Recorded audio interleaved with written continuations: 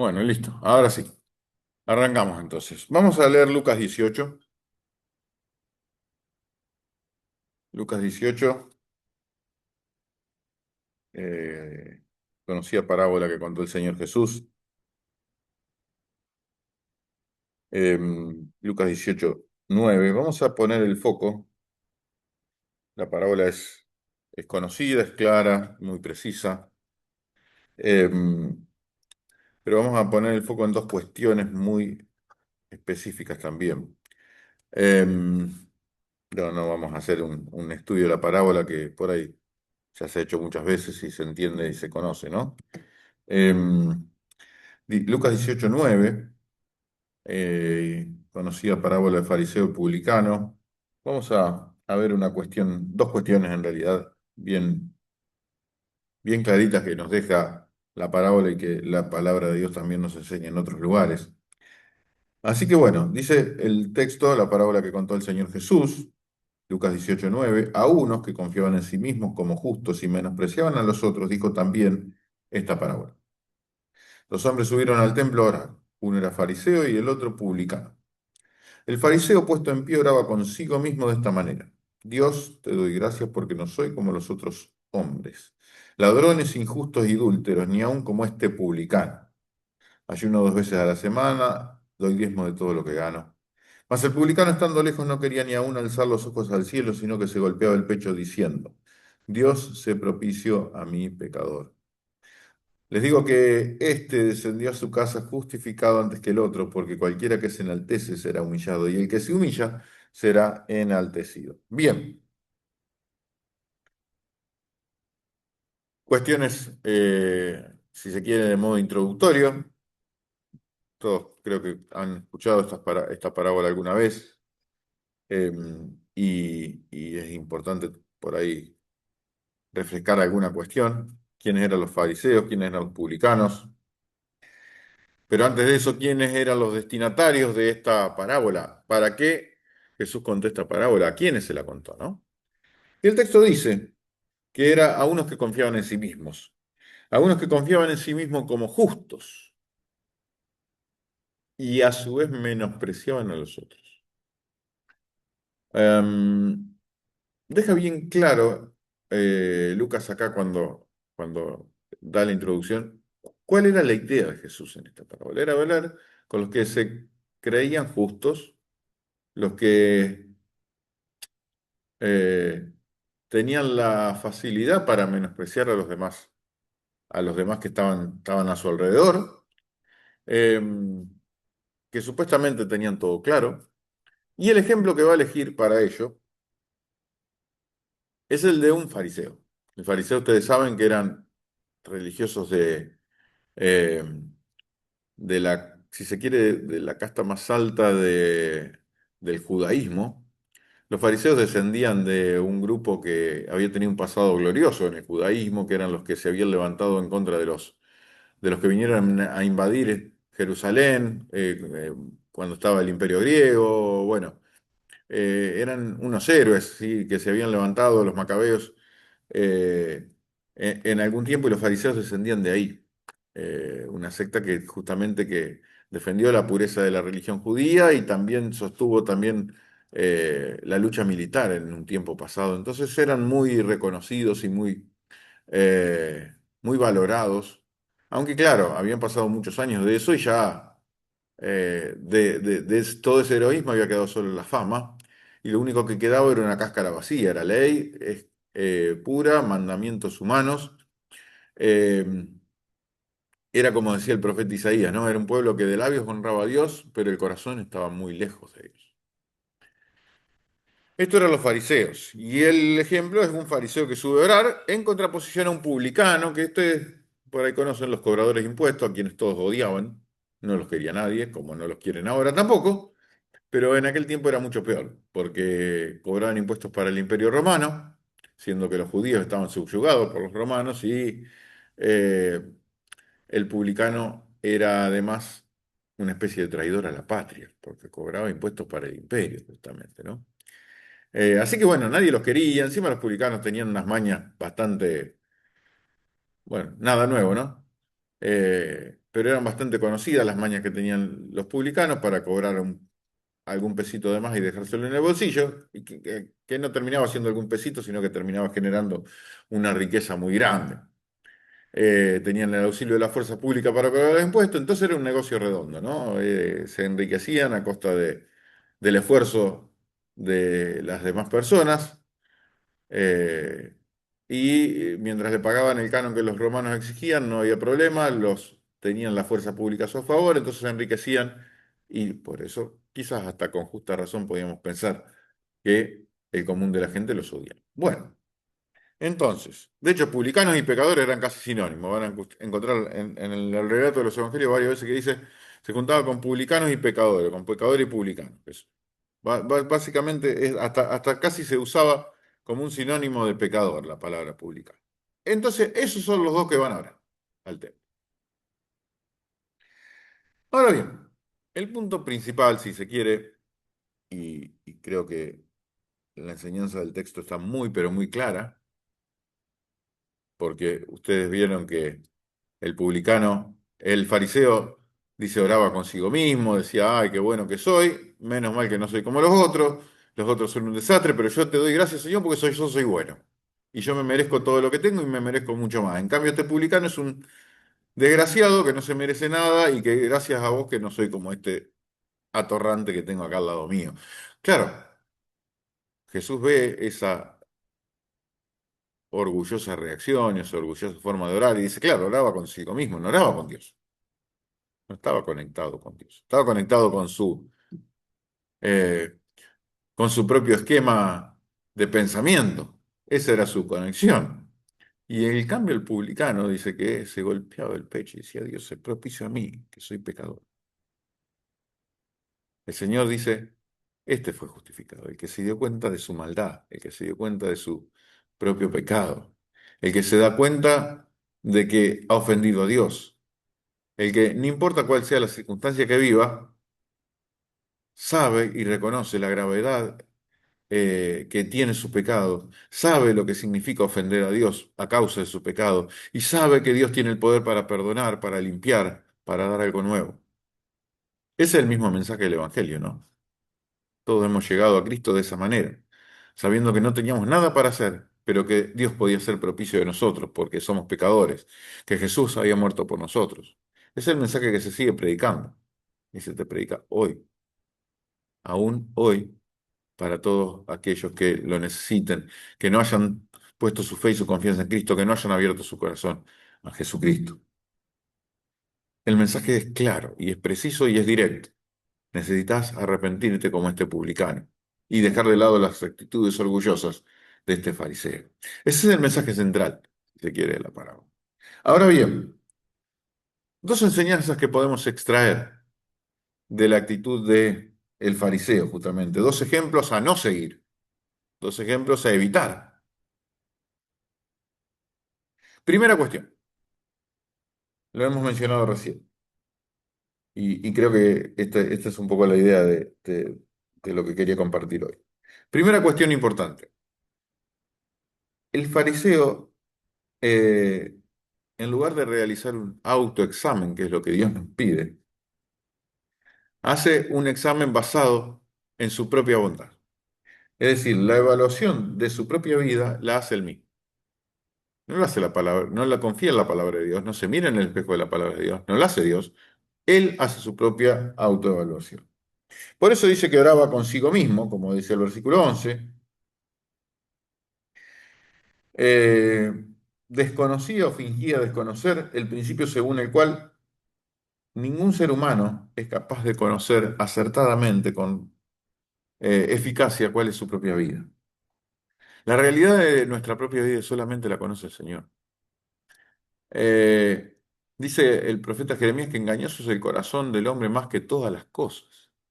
Nuestro corazón nos engaña, nos puede engañar y de hecho lo hace, lo vive haciendo. Em, Hay un texto muy lindo que dice, que está en el Salmo 19. El Salmo 19, el salmista David dice en el versículo 12, ¿quién podrá entender sus propios errores? ¿quién es capaz de entender sus propios errores? Obviamente no deja una respuesta ahí, no está escrita la respuesta, pero todos sabemos cuál es la respuesta. ¿Quién podrá entender sus propios errores? Nadie. Nadie, porque solamente Dios conoce cuál es nuestro corazón, Dios conoce cuál es nuestra intención.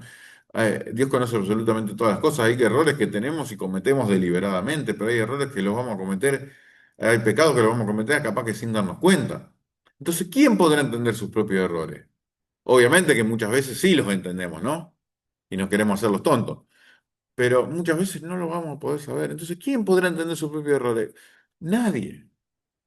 Nadie puede entender todos y cada uno de sus propios errores. Líbrame de aún de los que me son ocultos, dice el salmista después, ¿no?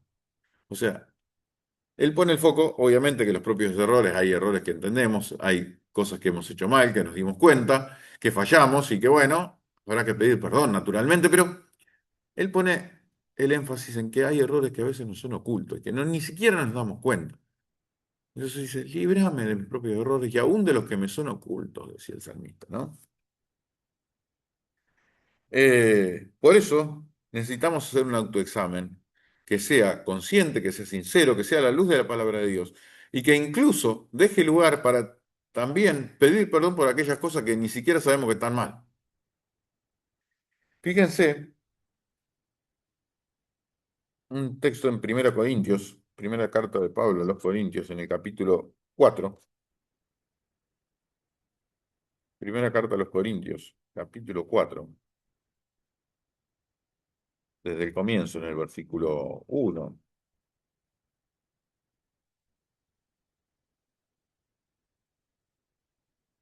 Fíjense lo que dice. Así pues, téngannos los hombres por servidores de Cristo y administradores de los misterios de Dios, dice Pablo en su carácter de apóstol de Jesucristo, ¿no? Ahora bien, se requiere de los administradores que cada uno sea hallado fiel. Yo en muy poco tengo el ser juzgado por vosotros o por tribunal humano, y ni aún yo me juzgo a mí mismo. Porque, versículo 4, aunque de nada tengo mala conciencia, o sea, su conciencia no lo acusaba de nada, tenía la conciencia tranquila, como se suele decir. De nada tengo mala conciencia. No por eso estoy justificado, pero el que me juzga es el Señor. Así que no juzguéis nada antes de tiempo hasta que venga el Señor, el cual aclarará también lo oculto de las tinieblas y manifestará, mostrará, dejará en evidencia las intenciones de los corazones. Entonces cada uno recibirá su alabanza de Dios. Aun cuando el Espíritu Santo está en nuestro corazón, nuestro examen, nuestro autoexamen puede estar sesgado, puede estar fallado, puede estar medio viciado. Nosotros nos miramos con ojos muchas veces demasiado bondadosos. Somos demasiado autocomplacientes con nosotros mismos, ¿no? Entonces, dice, bueno, hay una cuestión que es central. La conciencia es algo que Dios nos puso, ¿no? A nosotros. Alguna vez estudiamos eso, el tema de la conciencia. Capaz que fue hace mucho y lo vamos a volver a- a revisar, quizás dentro de poco, como para que lo veamos con un panorama bastante más detallado. Pero la conciencia es algo que Dios ha dejado en nuestro corazón y es importante también el examen de nuestra conciencia sobre nosotros mismos. Es algo importante, no es algo menor. Tengamos en cuenta eso, no es algo menor. Por eso Pablo dice, no tengo de nada mala conciencia. La conciencia la tengo tranquila. Bien. Punto uno, bien. Chequeado, bien, punto a favor. Ahora bien, que tenga la conciencia tranquila no significa que Dios me va a probar. ¿Es algo necesario? Sí. ¿Es imprescindible? Sí. ¿Está bueno? Sí. ¿Alcanza? No. No por eso estoy justificado. Pero el que me juzga es el Señor. De hecho, muchas veces Pablo ponía a Dios por testigo de sus actitudes. Porque las cosas que son evidentes, son públicas, son claras y es fácil de emitir un juicio por los actos que son públicos de cada uno de nosotros. Entonces, todos pueden ser testigos de lo que hacemos, de lo que decimos, de lo que dejamos de hacer. Ahora bien, de las intenciones del corazón hay un solo testigo que es Dios. Entonces dice, no juzguen nada antes de tiempo, Dios manifestará las intenciones del corazón. Y en base a eso vamos a ser juzgados. Ahora, dice, aunque de nada tengo mala conciencia, no por eso estoy justificado. Hay un juicio superior, aún al de mi propia conciencia, que es el juicio de Dios. Es la valoración de Dios. ¿Sí? Entendamos cómo escuchamos hace poco, ¿no? Eh, eh, que hay hay dos, si se quiere, dos juicios en la Biblia que encontramos, que uno es el libro de Apocalipsis, si se quiere, que es el juicio del gran trono blanco, donde verdaderamente delante de Dios van a estar los pecadores, justamente los aquellos que no se han arrepentido. Y ese juicio no es para los creyentes, sino que nosotros tendremos un otro especie de juicio, que no es un juicio, en realidad es un tribunal. Eh, es como un estrado de premiaciones, el tribunal de Cristo, ¿no? Donde sí, se va a prender fuego y se va a quemar y no va a servir para nada las obras que hayamos hecho, las hayamos hecho con malas intenciones. Y eso va a tener cero valor para Dios. Y va a quedar preservado y va a recibir premio y recompensa a aquellas obras que hayamos hecho con un corazón puro delante del Señor. Em, y ese sí será el lugar en el tribunal en donde tenemos que presentarnos, sí, delante de Él. O sea, hay cosas que son diferentes en un caso o en otro, pero dice que el Señor va a manifestar las intenciones de cada uno de los corazones y cada uno recibirá la alabanza de Dios. O sea, el fariseo le pifiaba de medio a medio cuando eh, su propia vida es examinada por él mismo. Es imprescindible que nos autoexaminemos, ¿sí? Es absolutamente necesario. Dios quiere que así sea. De hecho, si ustedes leen también conocido texto de 1 Corintios 11, lo voy a buscar porque se ve que ya está cerca. Eh, y dice, al momento de tomar la cena del Señor, 11:28, por tanto, pruébese cada uno a sí mismo y coma así del pan y beba de la copa. Dice el versículo 31, si pues nos examinásemos a nosotros mismos, no seríamos juzgados. Mas siendo juzgados, somos castigados por el Señor para que no seamos condenados con el mundo. Claro, es un autoexamen que necesitamos. El juicio debe pasar por el filtro de su palabra, de su comunión. Dios quiere que nos examinemos, pero aunque de nada tengo mala conciencia, no por ello estoy justificado. ¿Sí? Bien. Por eso el apóstol también decía que en Romanos capítulo 12, versículo 3, que ninguno tenga más alto concepto de sí mismo que el que debe tener, sino que cada uno piense con cordura, con equilibrio. Eh, no nos creamos más de lo que somos. Tampoco menos, ¿no? Porque a veces también ahí la pifiamos porque nos creemos el último orejón del tarro. Pero primera cuestión y primer error que a veces podemos llegar a cometer. Nosotros nos autoevaluamos y decimos, bueno, está todo bien, no está todo mal, capaz, pero hacemos nuestra autoevaluación que es importante, que es necesaria, pero que tiene que ser sometida a un escrutinio superior en la comunión con Dios y a la luz de la palabra de Dios, y ese escrutinio superior lo da el Señor. ¿Estamos? Bien. Segundo punto. Y, y también, quizás, segundo error, y si se quiere, más grave que el anterior. El segundo error es compararse con los otros. Es la comparación, que a veces tanto nos equivocamos y tanto fallamos con la comparación. Dios, te doy gracias porque no soy como los otros hombres, que son adúlteros, mentirosos, borrachos, degenerados, qué sé yo, de todo lo que se te puede imaginar. Yo no soy como los otros hombres. No soy gran cosa, pero bueno, los otros son peores, entonces, como decía Riquelme hablando de Boca, pero no es que nosotros como equipo somos buenos, es que los otros son peores. Bueno, en el fútbol funciona que los otros sean peores, en los deportes funciona, si los otros son peores, voy a salir campeón. Si los otros son muy malos, aunque yo no sea bueno, me voy bien igual. Pero delante del Señor no funciona eso. No estamos en un deporte, no estamos en una competencia que si los otros son peores, yo, aunque sea, gano por omisión, ¿sí? Por carencia de los demás y no por virtudes propias. Eso funciona en los deportes, no funciona en la vida espiritual.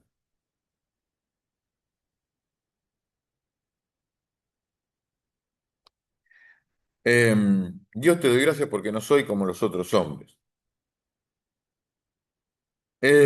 Lamentablemente, desde que vamos a una escuela, muchas veces entramos en un sistema educativo que es competitivo, en un mercado laboral que es competitivo, competimos aún con nuestros hermanos y creemos que para avanzar hay que compararnos. Eh, y esto, si bien eh, no es algo que esté bien, no estaría tan mal si no fuera porque eh, nos encontramos con un problema de elegir con quién nos vamos a comparar, que ese es siempre el parámetro difícil de encontrar. ¿Qué pasa? Cuando somos muy melancólicos, y aún en lo espiritual tenemos esto, ¿no? Tenemos este vicio de compararnos y de comparar la calidad espiritual de nuestro corazón con la calidad espiritual de otros corazones, ¿no? Que es un disparate, verdaderamente es un disparate. Eh, Porque justamente el Señor conoce las intenciones del corazón. Nadie puede verdaderamente hurgar en el corazón de otro ser humano. Con muchísimas limitaciones podemos hurgar dentro de nuestro propio corazón. Y con muchas limitaciones, como veíamos recién. Pero claro, a veces cuando tenemos las personas que tienen un carácter muy melancólico, siempre se comparan con gente que está por encima. Entonces siempre se creen los más idiotas, los más inútiles, los que no sirven, se angustian. Siempre se comparan con gente que está por encima. Y viven deprimidos y angustiados por ese vicio lamentable y triste de la comparación. A veces cuando nos encontramos con personas de autoestima elevada, o a veces cuando nos va en algo más o menos bien, eh, nos vamos a comparar, bueno, con quien nos deje mejor parado, con quienes sean un poquito peores que nosotros. Por eso me gusta una definición que daba alguien, ¿qué es un avaro? Bueno, un avaro es, y si uno tiene que ser sincero, un avaro es alguien que le gusta la plata más que a mí. ¿Quién es un vago? Un vago es alguien que le gusta trabajar menos que a mí. Pero claro, a veces tenemos ese concepto para medir la avaricia, medir la pereza, medir un montón de cosas. Nunca tendremos un cuadro acertado de el estado de nuestra vida si usamos otros seres humanos comparándonos. Jamás lo vamos a lograr, jamás lo vamos a tener. De hecho, hay un autor que hace una evaluación, ahora no me acuerdo quién era, eh, pero dice, hay un autor que hace una evaluación, dice, el ser humano al final de todo siempre se termina autojustificando delante de Dios y tratando de evitar pedir perdón a Dios por sus pecados. Y esa autojustificación lleva, la comparación una de las grandes, es uno de los grandes engaños que usa Satanás para justamente para la autojustificación y para no pedir perdón a Dios. Y este autor hace esa observación. Si nos comparamos, siempre vamos a encontrar uno peor que nosotros. Siempre. Entonces, qué sé yo. Y hasta casi podríamos decir, entonces el parámetro de moralidad tendría que ser el peor ser humano del mundo, tendría que ser Hitler o algo así. Porque claro, siempre va a haber uno peor.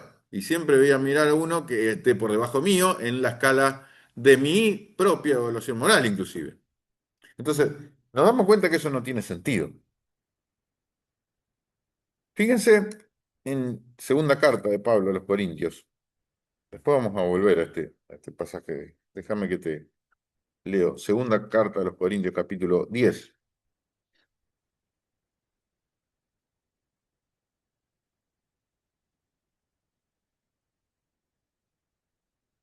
Claro, Pablo tiene que defender su apostolado delante de otras personas que estaban atacando su ministerio. Y dice Pablo, escribiendo en segunda carta de los Corintios, capítulo 10, versículo 12, porque no nos atrevemos a contarnos ni a compararnos con algunos que se alaban a sí mismos. Pero ellos, midiéndose a sí mismos por sí mismos y comparándose consigo mismos, no son juiciosos. Pero nosotros no nos gloriamos o no nos enorgullecemos desmedidamente, sino conforme a la regla que Dios nos ha dado por medida para llegar también hasta ustedes. Es decir, quien cae en comparaciones carece de entendimiento, como dice el apóstol. La obra de cada uno será evaluada según los puntos de referencia que establezca Dios, no los que establezcamos nosotros. Delante de su trono no podremos señalar debilidades de los demás para cubrir nuestras flaquezas, que es algo que estamos muy acostumbrados a hacer. Y que por eso el Señor dice, bueno, no miren la paja que está en el ojo ajeno.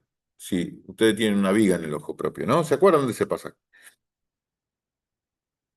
Entonces, claro, las flaquezas de los demás a veces sirven para auto justificarnos y auto convencernos de que la cosa está todo bien. Pero el refrán en este caso tiene razón, ¿no? El refrán es, mal de mucho consuelo tonto. Es tonto el consuelo. Es verdaderamente un consuelo absolutamente tonto. Es así. Mal de mucho es un consuelo, sí, pero un consuelo de tonto.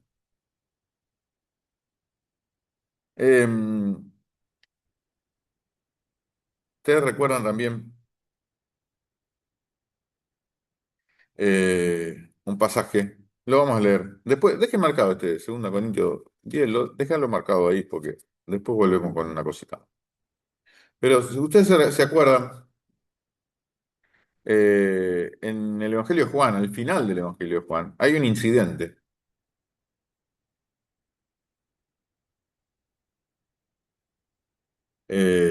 que el Señor tiene una charla muy cariñosa, amorosa, con el apóstol Pedro. Lo tiene que restaurar después de haberlo. Pedro lo negó 3 veces, era un desastre lo de Pedro. Pedro estaba angustiado y arrepentido por tanto de haber sido tan desagradecido, de haber sido tan desastre. Y bueno, el Señor tiene una charla ahí muy llamativa con el apóstol y Pedro cambia su forma de ver, su mirada. Ahora bien, dice Juan 21:20. Mira bien esto. Seguramente muchos se acuerdan de este incidente, pero es, eh, es bueno recordarlo. Volviéndose Pedro, vio que le seguía el discípulo a quien amaba Jesús. Estaba hablando de Juan, Juan mismo el que escribía, ¿no? Vio que le seguía Juan. Él mismo que en la cena se había recostado al lado de él y le había dicho, Señor, ¿quién es el que te va a entregar? Bueno, ese era Juan. Volviéndose Pedro, vio que le seguía Juan. Versículo 21. Cuando Pedro le vio, dijo a Jesús, Señor, ¿y qué de este? Señor, ¿qué pasa con esto? Vos me dijiste eh, varias cosas, que apaciente tus corderos, que pastoree tus ovejas, me preguntaste si te amaba, me hablaste de mi futura muerte, pero con este, ¿qué pasa? ¿Qué tenés para decirle de esto? Versículo 22. Jesús le dijo, si quiero que él quede hasta que yo venga, ¿qué a ti? Sígueme tú. Si quiero que él no se muera nunca. Gran pregunta. Pedro, ¿a vos qué te importa? Si yo quiero darle algo bueno a él, ¿a vos qué te importa? Si quiero hacer algo que los seres humanos pueden entender que es algo feo, ¿a vos qué te importa? Mi trato con Juan es personal y queda entre él y yo. Mi trato con vos es personal y queda entre vos y yo. El trato nuestro con Dios es personal, es directo. De hecho, dice que hubo una confusión después de eso. Eso es medio anecdótico, pero está bueno también recordarlo. Dice el versículo 23, este dicho se extendió entonces entre los hermanos, que aquel discípulo no se moriría. Se pensaron que Juan iba a ser inmortal, ¿no? Pero era una confusión, un malentendido en base a las palabras que había dicho Jesús. No era verdad, no era que no se iba a morir nunca. Pero muchos entendieron que sí, que no se iba a morir nunca. Pero Jesús no lo dijo que no moriría, sino si quiero que él quede hasta que yo venga, ¿a vos qué te importa? Básicamente. Se armó hasta esa confusión después de eso. Pero el punto importante es que nosotros no seamos protagonistas de nuestra propia progresión, sino que permitamos que sea Dios quien nos examine. Y que dejemos de andar mirando la vida de los demás como si nosotros fuéramos los responsables o los jueces de los corazones de las personas. Es cierto que tenemos que velar por la vida de los demás. Es cierto que tenemos que velar los unos a los otros, acompañarnos, ayudarnos, si alguien vemos caído, levantarlo, darle una mano. Si a veces se notan eh, alguna situación en donde su espíritu está caído, la vida espiritual está baja, bueno, estar ahí al lado. No digo que no, no digo que no nos tenemos que meter, porque tampoco eso es lo que Dios quiere, ¿no?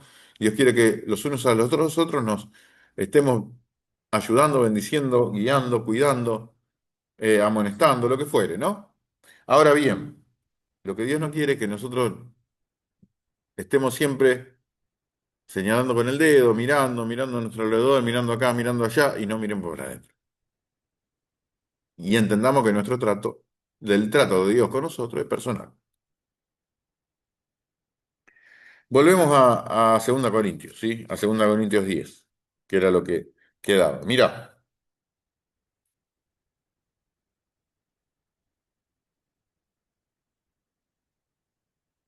habíamos leído, ¿no? Cuando en el versículo 12 Pablo decía que quienes se comparan a sí mismos no son juiciosos. Y fíjate cómo termina ese capítulo. Capítulo 10, versículo 17. Después viene acá con algunos detalles que son interesantes, pero que no vienen al caso. Y dice el versículo 17: mas el que se gloría, el que está jactancioso o que se enorgullece de algo, mas el que se gloría, gloríese en el Señor. Enorgullezcase en el Señor. Porque no es aprobado el que se alaba a sí mismo, sino aquel a quien Dios alaba. No es aprobado el que se alaba a sí mismo, sino aquel a quien Dios alaba. Alabes el extraño y no vuestra propia boca, decía el libro de Proverbios, ¿no? Eh, no es aprobado el que se alaba a sí mismo, sino aquel a quien Dios alaba.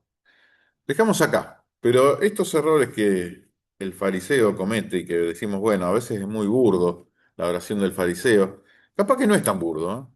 Capaz que también algo de eso se nos ha pegado. Y es tiempo también para que siempre delante del Señor reflexionemos cuáles son nuestras motivaciones, cuáles son nuestras intenciones, qué es lo que buscamos, con qué ojos estamos mirando a quienes nos rodean, con qué ojos estamos mirando a nuestros hermanos.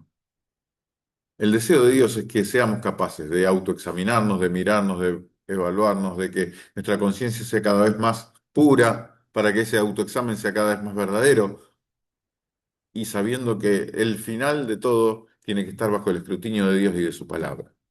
El Señor quiere que también dejemos de lado las comparaciones, las miradas que son tan fuera de lugar y empecemos a mirar para adentro. Como alguna vez alguien dijo, em, la religión te hace ver los pecados de los demás. El Evangelio te hace ver los pecados propios. Esa es un poco la realidad que tenemos que enfrentar. Que el Señor nos guíe, nos dirija, seamos capaces de mirar siempre nuestro interior y de ver qué es lo que el Señor tiene que transformar. Seguramente habrá mucho que transformar, habrá mucho que cambiar, habrá mucho que poner en las manos del Señor, pero el Señor sigue obrando, sigue transformando, sigue cambiando, sigue bendiciendo. Amén. Oramos. Te agradecemos, Señor, por este tiempo, por este momento. Gracias por poder compartir, Señor, la palabra tuya y poder hacerlo bajo, Señor, la autoridad que vos tenés y que, Señor, nos permitís por tu buena voluntad, Señor, eh, examinar y hurgar en el texto bíblico para que podamos, Señor, ser cada día mejores, para que seamos transformados, para que seamos cambiados, para que tu mano poderosa esté actuando, para que nuestros corazones sean cada vez más puros. Señor, te agradecemos por este momento, te pedimos que nos perdones cada vez que fallamos, cada vez que tenemos esa mirada hacia los demás que simplemente sirve para excusarnos y para no hacer lo que tenemos que hacer, que es mirarnos hacia adentro y mirarnos delante tuyo a la luz de tu palabra. Señor, nos queremos poner en tus manos, pidiéndote que hagas lo mejor, que sigas orando, que sigas bendiciendo a los hermanos de la congregación, que bendigas a los hermanos que no han podido venir en el día de hoy, que nos sostengas y que bendigas las próximas actividades que están programadas. Gracias por todo, te damos una vez más, en el nombre de Cristo Jesús. Amén. Muy bien, gracias al Señor.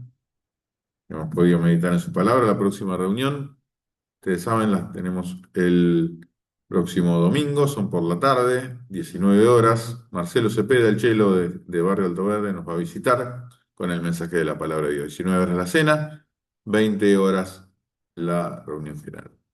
Nos estamos viendo.